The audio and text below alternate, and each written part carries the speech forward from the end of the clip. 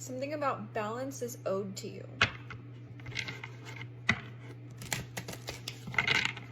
I'm also feeling like there's something about your patience. I'm hearing patience is a virtue, and that what goes around comes around. What goes around comes around. You know what I feel? Because in this Justice card, she's holding these scales, and one is a feather and one is a heart. So what goes around comes around. I'm not here to say you are a perfect person, that you've never done anything that you aren't proud of in your past, or that you're still healing. But like, the overall energy that you've given out into this world, it's coming back to you.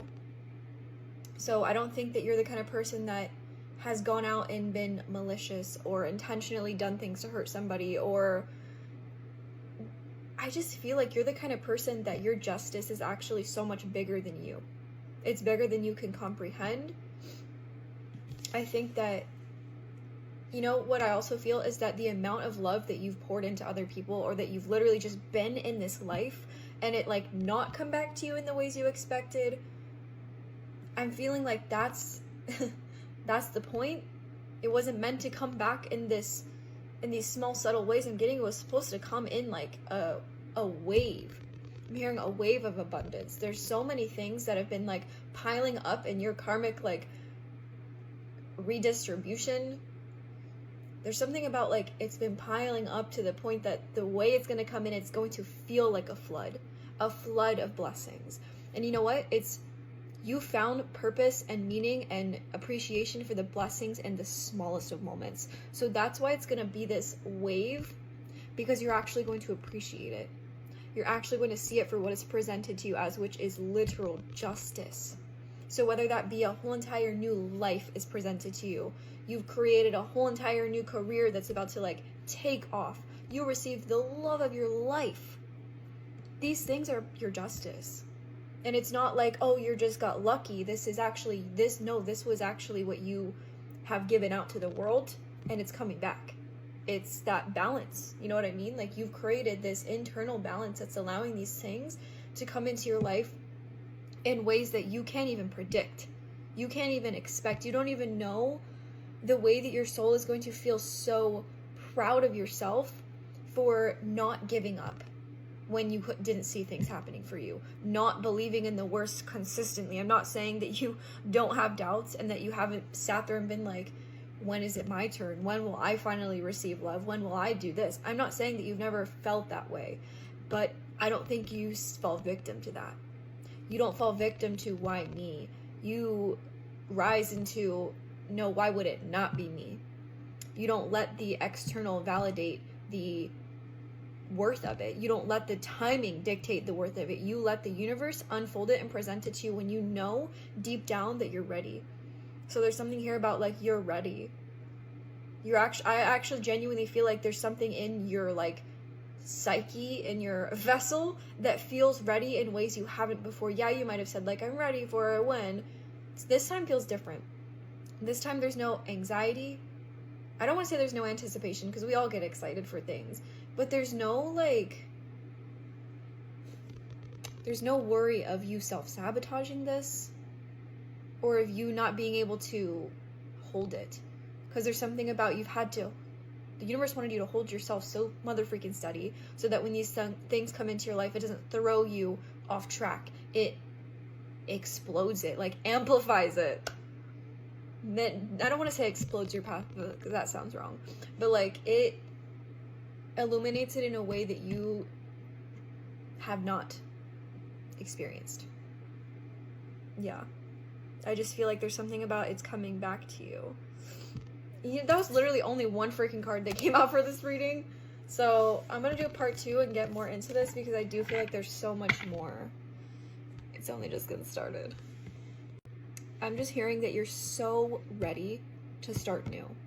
You're so ready to be new is what I'm feeling. I don't think that this is just about starting over and forgetting the past. This is about actually you've carried the past with you for so long that it's becoming unbearable to not just be free of it. You know what I mean? Like, I think that there was so much purpose and how long you've been carrying this, how long you've been feeling this and purging from this and crying and feeling. I'm getting, you almost felt chained to your past. I'm almost hearing like the chains are breaking. The Hanged Man right here. I feel like you're going through like a massive death and rebirth cycle right now. And it feels very confronting. Like you're almost being confronted with the past, with the fear of the future, but with the readiness to receive it. Okay, because I don't think that you don't have fears and worries and doubts. But I feel like your mind is strong enough to redirect you. I'm getting you redirected yourself time and time again, that it's become just a natural part of your rhythm is redirection. And what I feel like is the universe is redirecting you straight into something unexplainable, unbelievable. I'm almost hearing like too good to be true, but that I'm hearing that phrase doesn't even like, you don't believe in that. I don't think that you believe in too good to be true, because I think that you've gotten so, you've had to connect to your heart, to who you are in a way that makes you feel so worthy of too good to be true. Why would you not receive too good? Like, why? Why you of all people? When I say in part 1, how everything that you've given out in this world, the love, the pureness, the joy, the way that you've changed people, why would you of all people not be deserving of too good to be true? It is going to be too good, but it's going to be true.